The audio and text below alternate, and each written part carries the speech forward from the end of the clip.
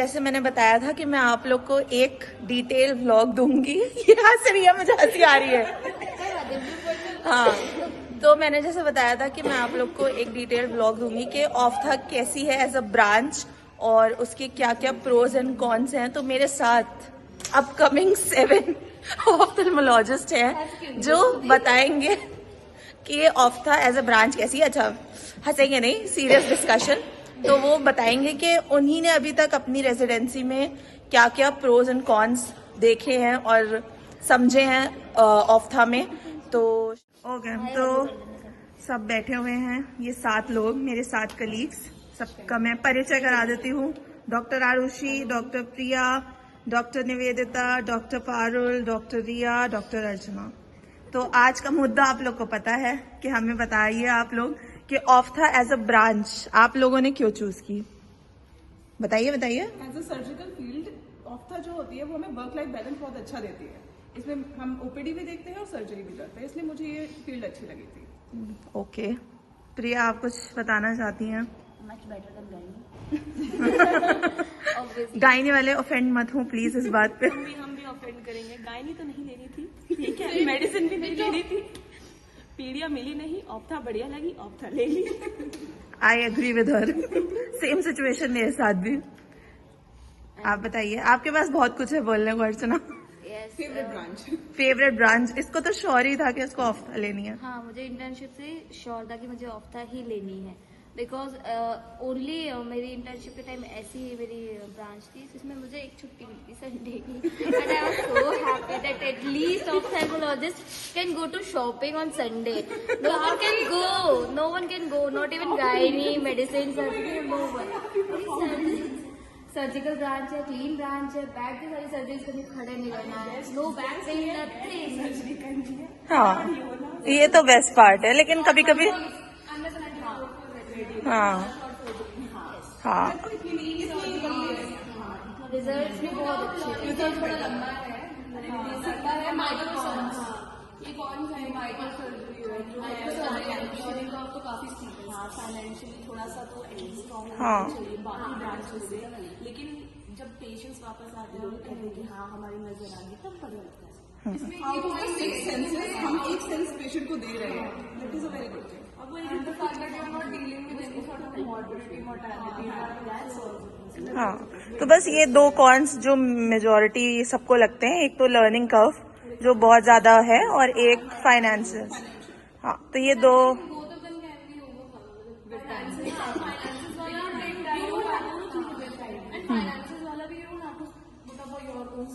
हाँ, for initial few years you can work. Actually आप इतना कर लेते हो और बेसिक आपका सेटअप हो बन जाएगा, मतलब सेटअप में एकदम से कोई, और आप ऐसे भी नहीं जाओगे क्योंकि आपको थोड़ा सा बेसिक सेटअप करना भी है for an ophthal, that is a decent amount, वो आराम से हो जाएगा। तो ये तो बात हो गई ऑफ्था एज अ ब्रांच की। क्या आप लोग को कुछ और बोलना है अभी जो न्यू जेआर आने वाले हैं उनको, कि वो क्या प्रिपेयर्ड रहे हैं ऑफ्था रेजिडेंसी के लिए पर्टिकुलरली? फर्स्ट थिंग, रेजिडेंसी है, इजी नहीं है, बिल्कुल इजी नहीं है, अच्छे से प्रिपेयर होके आना, 24 घंटे वर्क करना है तुमको, और जल्दी आओ। पॉइंट इज इवन दो ऑफ्थाल ऐसा नहीं है कि इसकी रेजिडेंसी होगी, चिल होगी, फर्स्ट ईयर तो किसी भी ब्रांच का चलेगा, not even physiology, so residency. तो बस यही सारे पॉइंट्स हैं। अगर और किसी के दिमाग में ऐसा कोई और अलग सा पॉइंट हो ऑफ्था के, नहीं मैं तो ऐड करूंगी अलग से अपने रूम में जाके, या मैं अलग से बताऊंगी। सबसे पहले ये चूज कर लो मेडिकल फील्ड में जाना है, सर्जरी हाँ, उस हिसाब से चूज करो। And be passionate about that, be passionate. मतलब बेसिकली डाउन द लाइन आपने अगर चलो just based on your rank भी लिया है, तो डाउन द लाइन आपको 6 महीने बाद वो ब्रांच पसंद आनी चाहिए, अदरवाइज यू डोंट सर्वाइव। मतलब इवन सिर्फ तो मजबूरी में इस ब्रांच में आए हो, सीन कंसल्टेंट लेवल पे भी जो सिर्फ ब्रांच मजबूरी पे आते हैं, but eventually if you start caring the branch it will be okay, you will be fine. Point. I don't think so. अगर आप ब्रांच में अपनी मेहनत से और मन लगा काम करते हो, आप अपने आप उससे प्यार हो जाएगा, कर सकते हो। हाँ मतलब आपकी चॉइस हो ना हो, बट अगर आपने इन्वॉल्व किया ना तो अपने आप पैशन आएगा। वो इंटरेस्ट आ जाए।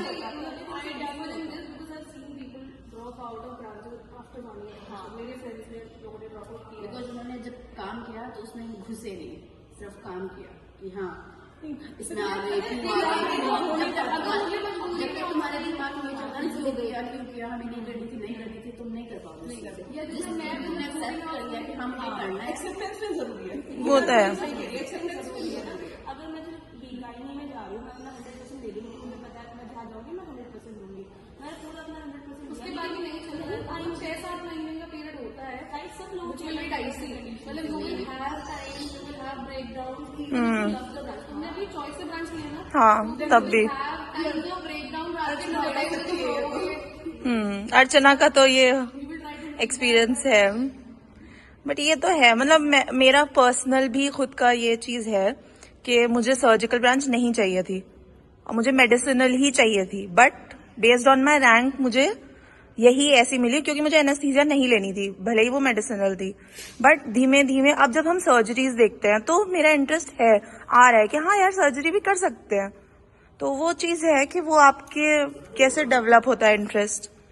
तो बस यही सारे पॉइंट्स थे। अगर किसी को और कोई क्वेश्चन हो तो वो प्लीज कमेंट सेक्शन में बताना, they would be very happy to answer it या थ्रू मी। और मैं अपना पॉइंट ऑफ व्यू भी थोड़ी देर बाद बताती हूँ। Okay bye. Hello everyone and welcome back to my YouTube channel buzz life. मैं जानती हूँ बहुत टाइम हो गया मुझे कोई भी व्लॉग बनाए हुए, बट लाइफ इतनी बिजी हो गई थी बीच में अभी कि मुझसे कोई भी व्लॉग अभी शूट नहीं हो पाया। एक्चुअली 2-3 मंथ्स हो गए हैं और बहुत कुछ हुआ इस बीच में, मतलब काम को लेके बहुत चीज़ें बढ़ गई। ऊपर से मैंने हॉस्टल से भी शिफ्ट कर लिया है, अब मैं रेंट पे रह रही हूँ एक जगह, तो मेरी मम्मी भी रह रही हैं साथ में, तो वो चीज़ें भी हुई, शिफ्टिंग वगैरह उसमें टाइम लगा। और बीच में मेरा एक्सीडेंट भी हो गया था, मेरे पैर में चोट आ गई थी, फिर मैं लखनऊ चली गई थी मेडिकल लीव लेके, तो ये सब चीज़ें हुई। तो इस बीच में मैं कोई भी व्लॉग नहीं शूट कर पाई थी, बट आज मैंने सोचा कि मैं व्लॉग शूट कर लेती हूँ। और जैसे कि मैंने अभी आप लोग को इससे पहले क्लिप्स दिखाई थी कि मैंने प्रॉमिस किया था कि मैं एक व्लॉग बनाऊँगी कि ऑफ्था एज अ ब्रांच कैसी है। तो कुछ लोगों ने मेरे कमेंट सेक्शन में बोला था ऐसा व्लॉग बनाने के लिए, बट मैं बना नहीं पाई थी काफ़ी टाइम से। और अब काउंसलिंग शुरू हो गई है, फर्स्ट राउंड हो भी गया। I know I am late, but उसके लिए आई एम सॉरी। और जिसके लिए भी जिसको भी ये वीडियो हेल्पफुल लगे वो प्लीज़ इस वीडियो को देखिएगा। जो भी मेरे साथ में कलीग्स हैं, मेरे फ्रेंड्स, उन्हीं ने अपना ओपिनियन बताया है कि उनको क्या क्या प्रोज एंड कॉन्स लगे इसमें। तो मैं भी अपनी चीज़ें शेयर करूँगी। जैसे कि मैंने एक पॉइंट तो बताया ही था कि मुझे कभी भी सर्जिकल ब्रांच नहीं लेनी थी, हमेशा मेरा था कि मैं मेडिसिनल ब्रांच ही लूँगी। बट जो मेरी रैंक आई, मतलब ऐसा नहीं कि मेरी कोई बहुत बुरी रैंक थी, मेरी रैंक सही थी, बट उतनी नहीं थी जितनी मेडिसिनल ब्रांचेस के लिए मिलती है। और फाइनली मुझे जो मिल रहा था वो एनेस्थीसिया मिल रहा था, जो मुझे बताया भी था मैंने, मुझे सेकेंड राउंड में मिला था KGMC से एनेस्थीसिया। तो बट मुझे एनेस्थीसिया में इतना इंटरेस्ट नहीं था, तो वो मैंने उसको प्रेफर नहीं किया। और फिर मुझे थर्ड राउंड में ऑफ्था मिला। ऑफ्था हमेशा से मेरे माइंड में एक ब्रांच के लिए था, मतलब ऐसा नहीं है कि मैंने कम्प्लीटली उसको आउट ऑफ द लिस्ट कर दिया था, बट वही चीज़ आती थी कि उसमें सर्जिकल, मतलब वो ब्रांच थी, मतलब सर्जिकल और मेडिसिन कंबाइंड ब्रांच है वो, बट हाँ उसमें सर्जरी है। तो हमेशा से मुझे बहुत ही ऐसे ना वो था कि मैं सर्जरी नहीं करना चाहती हूँ, मैं सर्जरी से बहुत दूर भागती थी कि नहीं, मुझे मेरे हैंड इतने स्टेबल नहीं होते हैं और मैं नहीं कर पाऊँगी सर्जरी, तो मुझे कभी भी सर्जिकल ब्रांच नहीं चाहिए थी।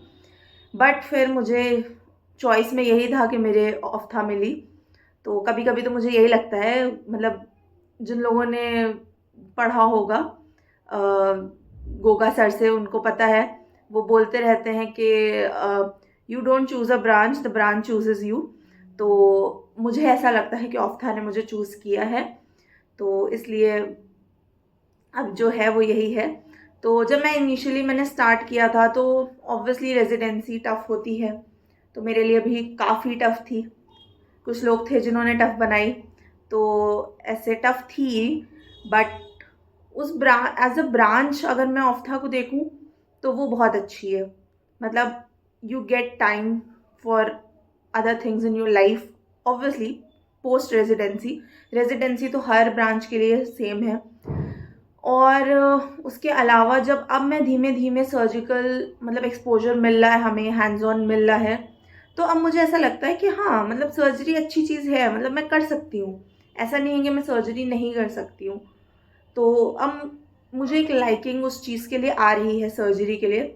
मैं बहुत एप्रीहेंसिव थी सर्जरी को लेके हमेशा से, बट जब अब मैं कर रही हूँ वो चीज़ें, हैंड्स ऑन मिलता है, कोई स्टेप मिलता है, कोई छोटा सा भी स्टेप मिलता है, तो अच्छा लगता है कि हाँ अब ये स्टेप किया, अब एक और स्टेप, मतलब या तो फिर से ये वाला स्टेप करें या कोई और स्टेप करें, मतलब अब चाहता है दिल के मतलब हम करें वो स्टेप्स। तो वही चीज़ है कि आप अगर दिमाग में कोई एक सिनेरियो लेके चल रहे हो कि मुझे ये नहीं चाहिए, बट अगर फिर भी वो आपको मिल रहा है तो कंप्लीटली उसको इग्नोर कर देना कि नहीं ये तो मुझे नहीं चल पाएगा, मैं नहीं कर पाऊँगा, उस चीज़ से आप बाहर आइए। कभी कभी लाइफ में चीज़ें वैसी नहीं होती हैं जैसे आपको चाहिए। हो सकता है सबको वो ब्रांच ना मिले जो उनको चाहिए, और वो नेक्स्ट ईयर के लिए भी नहीं पढ़ सकते हैं, नहीं तैयारी कर सकते हैं, नहीं उतना दोबारा से तैयारी करने की हिम्मत है। तो अगर आपको कोई ब्रांच मिल रही है तो आप उसको लीजिए और उसमें करके देखिए, शायद आपको एक लाइकिंग आ जाए, शायद आप उससे एक अच्छा फ्यूचर अपने लिए बना सकें। तो ऑफ्था के लिए जितनी भी चीज़ें थी, मेरे फ्रेंड्स, मेरे कलीग्स ने, सब ने डिस्कस करी और आपको बताया कि क्या क्या चीज़ें हैं, क्या क्या प्रोज हैं, क्या क्या कॉन्स हैं। और मतलब 2 कॉन्स जो सबसे डेफिनेटली सबसे बड़े हैं, एक तो लर्निंग कर्व बहुत ज़्यादा है ऑफ्था के लिए, क्योंकि ऑब्वियसली माइक्रो सर्जरी है, तो आपका ये नहीं है कि आपने एक बार सीख लिया और ख़त्म, ऐसा नहीं है। हर साल, हर 1-2 साल में कोई ना कोई नया इनोवेशन, कुछ ना कुछ नया आता है, आपको वो चीज़ सीखनी है, वरना आप अपने पीयर्स से पीछे हो जाएंगे। दूसरी चीज़, आपका फाइनेंशियल जो इश्यूज़ रहते हैं वो रहता है, क्योंकि ऑब्वियसली इक्विपमेंट्स वगैरह जो होते हैं वो थोड़े कॉस्टली होते हैं, बट आप उसको कंपनसेट कर सकते हो। मतलब पहले आप कुछ अर्न कर लो, तब जाके अपना क्लिनिक खोलो, या जैसे भी होता है, तो ये चीज़ें कर सकते हो। प्रोज में बहुत सारे प्रोज हैं इसके, जैसा मैंने बताया और मेरे साथियों ने बताया। वर्क लाइफ बैलेंस सबसे बड़ी चीज़ है।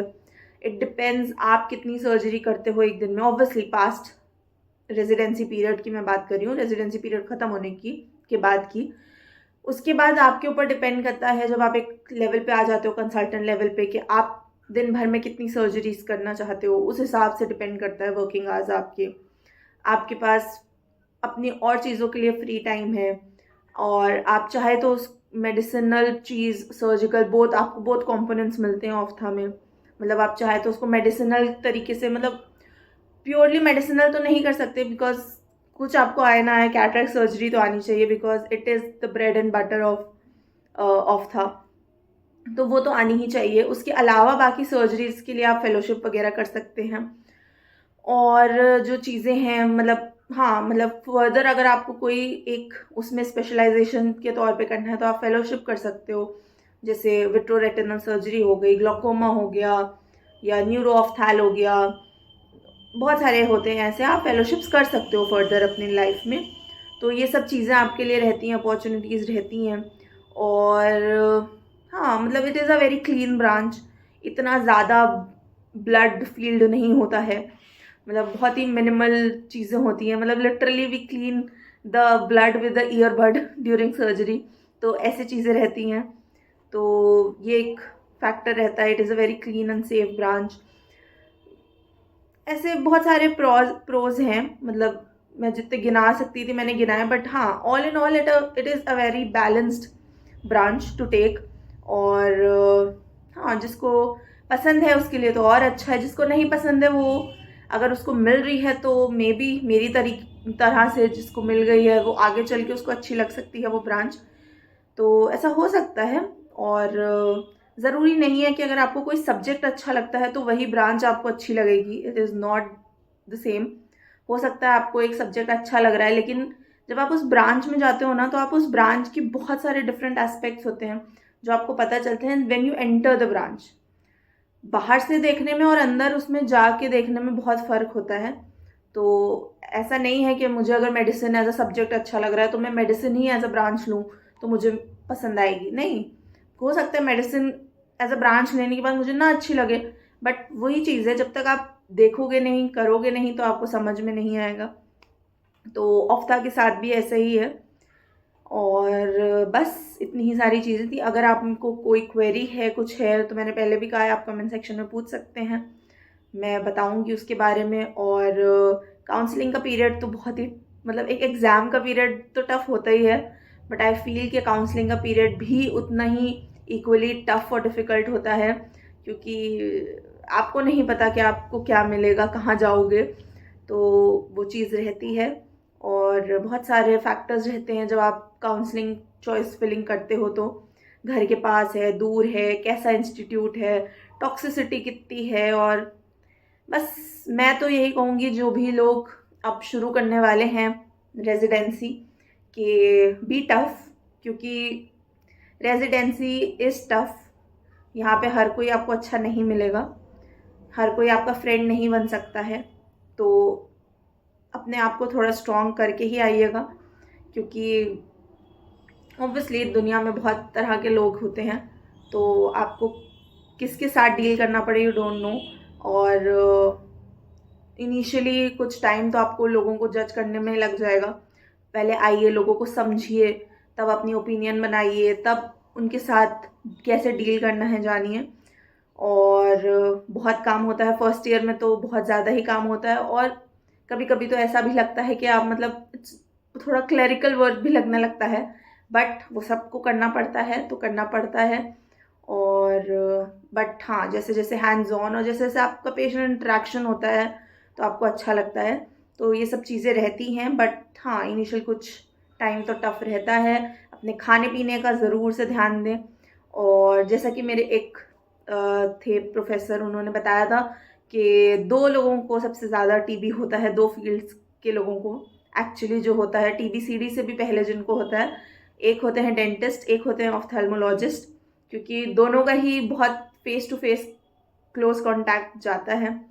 तो उन्होंने मुझे सबसे पहली चीज़ ये बताई थी जब मैंने ऑफ्था ली थी कि सबसे मतलब ब्रेकफास्ट अपना सबसे अच्छा करके जाना।